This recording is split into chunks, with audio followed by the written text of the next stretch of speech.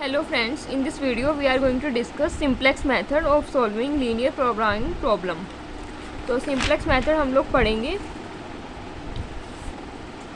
तो simplex method में हम क्या करते हैं, हमारे पास बेसिकली पहले तो हम नोटेशन डिस्कस करेंगे। simplex method में नोटेशन क्या, नोटेशन किस चीज़ को डिनोट करता है। तो अल्फ़ा जे जो होता है, जैसे जो मतलब हमारी जो लीनियर प्रोग्रामिंग प्रॉब्लम में जो मैट्रिक्स ए बनती है, कोफिशिएंट मैट्रिक्स, उसके कॉलम्स को रिप्रेजेंट करता है अल्फ़ा जे।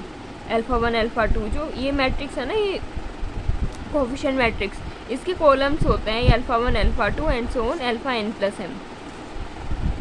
अल्फ़ा 1 ये है, अल्फ़ा 2 ये है, अल्फ़ा 3 अल्फ़ा n ये है, ये सभी कॉलम्स को रिप्रेजेंट करते हैं कोफिशिएंट मैट्रिक्स के। If we denoted beta as m by n non-singular matrix whose column vector are linearly independent, then column of matrix A if these columns are denoted by beta 1 beta 2 up to beta m। ये column vector होते हैं basis matrix. Variable जो होते हैं beta 1 beta 2 up to beta m are called basic variables and denoted by xb1 xb2 and xbm respectively.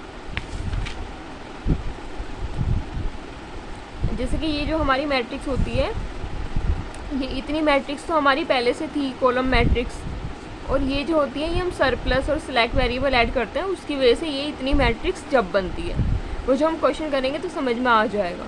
तो इसमें capital B इतने हिस्से को लिया है, कैपिटल बी, और ये बी जो है ये होती है जो सामने कॉलम वेक्टर होता है एलपीपी में, ये वो वाला होता है। फिर उसके बाद जो हम क्वेश्चन करेंगे तभी हमें ज़्यादा अच्छे से समझ में आएगा। फिर जेड होता है C B X P, Z को हम सी बी एक्स पी लिखते हैं, और जेड जे को लिखते हैं C B X J X Z, मतलब जेड इजकस to C B X P, ये सबसे फाइनली जो आंसर आता है वो, और जेड जे इजकस to C B X J, ये कॉलम वाइज बार बार जो कोस्ट आती है वो। सिंप्लेक्स मेथड में बार बार भी कोस्ट आती है ना, तो ये वो वाला होता है। जिस सिंप्लेक्स में हम एक के बाद एक इटरेशन रिपीट होती है, तो ये इटरेशन वाइज होता है Z J. Remark 1, if L P P maximum Z इजकस to C x subject to A x इजकस to be x greater than equal to 0 has at least one feasible solution, then it has at least one basic feasible solution.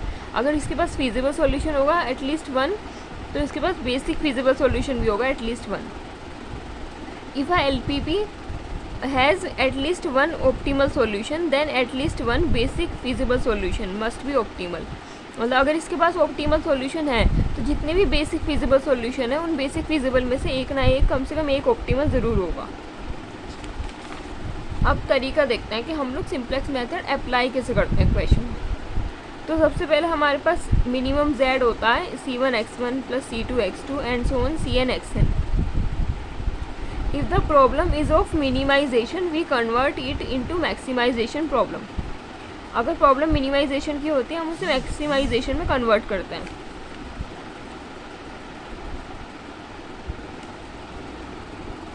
इसके लिए हम minus के multiply कर देते हैं, पूरे z में माइनस के मल्टीप्लाई कर देते हैं, और मिनिमम z को बना देते हैं मैक्सिमम z डैश, और मैक्सिमम z डैश किसके बराबर होता है, माइनस z के, यानी कि सब में माइनस की मल्टीप्लाई कर दी। स्टेप 2, ये पहला स्टेप था। स्टेप 2 क्या कहता है कि we make all B I's non negative. जितने भी बी आईज होते हैं, जितने भी इधर की साइड जो होते हैं ए एक्स इजकस टू बी में, बी जो कॉलम वेक्टर होता है उसके जो अलग अलग नंबर होते हैं b1 b2 and so on bn, अगर उनमें से कोई नेगेटिव है तो हम उसको पहले तो नॉन नेगेटिव बनाते हैं, सबसे पहले हम उसको। If LPP has a constant for which a negative bi is given, it should be converted by into positive value by multiplying both side -1। मतलब अगर कोई नेगेटिव bi दिया भी होता है तो हम उसको पॉजिटिव bi में कन्वर्ट करते हैं, दोनों तरफ -1 की मल्टीप्लाई करके। अब स्टेप 3 क्या कहता है, we convert inequalities of constant into equations by introducing slack या फिर surplus variable। इनइक्वालिटी जो होती हैं उन्हें हम इक्वेशन बना लेते हैं सिंपली। स्टेप 4 क्या कहता है, we also introduce artificial variables in the constraints where surplus variables are introduced and which do not form the column of unit matrix the coefficient of slack and surplus variable in the objective. मतलब हम artificial variable भी introduce करते हैं इस वाले case में।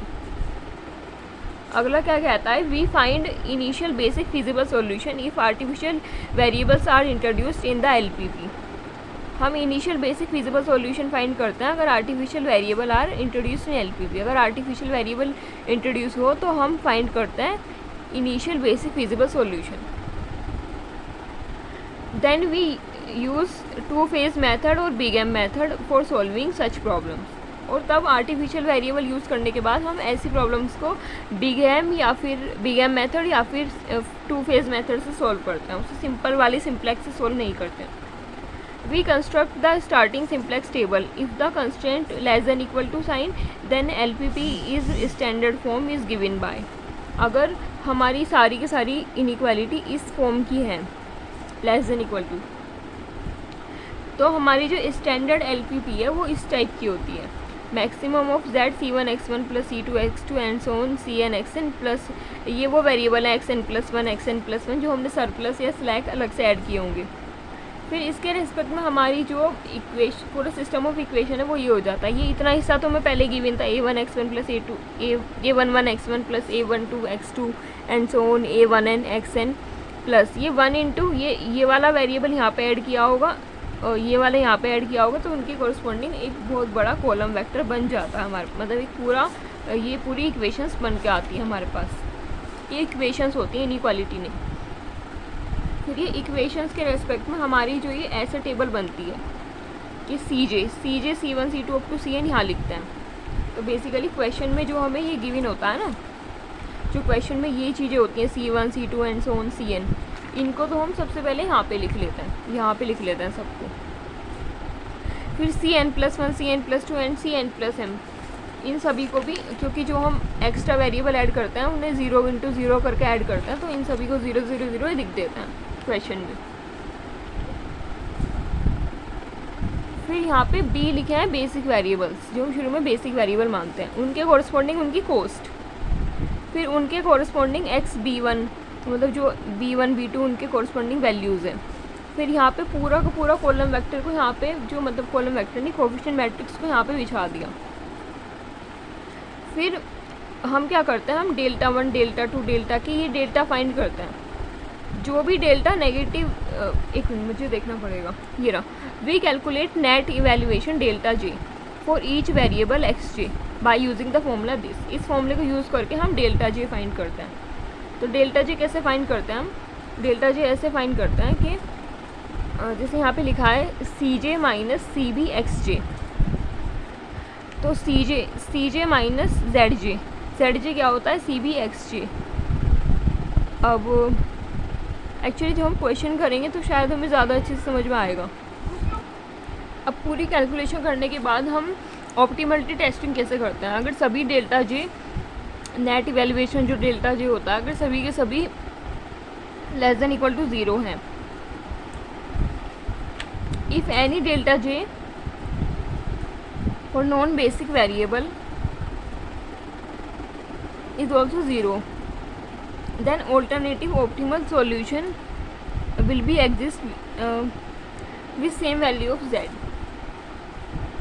अगर सभी नेगेटिव हैं to non basic variables then solution is optimal and unique. इस केस में सॉल्यूशन यूनिक होगा और उस केस में हम यूनिकनेस की गारंटी नहीं देते हैं। If delta J is strictly greater than 0 that is if at least one delta J positive, in the case we must proceed to improve the solution. If corresponding to maximum positive delta j all elements of the column xj are negative or 0 then solution under test will be unbounded. ये बहुत अच्छे remark हैं, इनसे हमें पता चलेगा। If the value of at least one artificial variable appearing in the basis is non zero and optimality condition is satisfied then problem will have no solution. To improve the solution we find incoming यानी कि entering vector and outgoing vector यानी कि departuring vector. The incoming vector alpha K is selected corresponding to maximum positive delta J. जो maximum positive delta जे होगा उसके corresponding जो alpha के होगा उससे हम सिलेक्ट करते हैं incoming vector. If maximum value of delta J occurs for more than one alpha j, then any of these vectors are selected as incoming vector. The outgoing vector beta r is selected corresponding to the value of r, for which x beta r upon y r k is equals to minimum of x beta i upon y I k.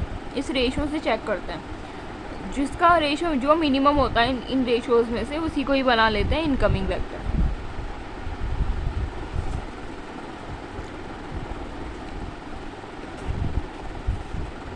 Remark: if minimum value is not unique, then more than one variable is vanished. Solution will be degenerate basic feasible solution for which outgoing vector is selected in a different YRK or ARK.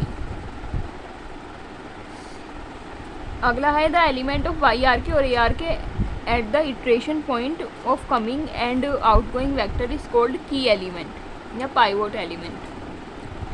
Basically ये सारी चीज़ें ना जब भी समझ में आएंगी जब हम क्वेश्चन के थ्रू करेंगे. लास्ट पॉइंट है we test the improved basic feasible solution for optimality.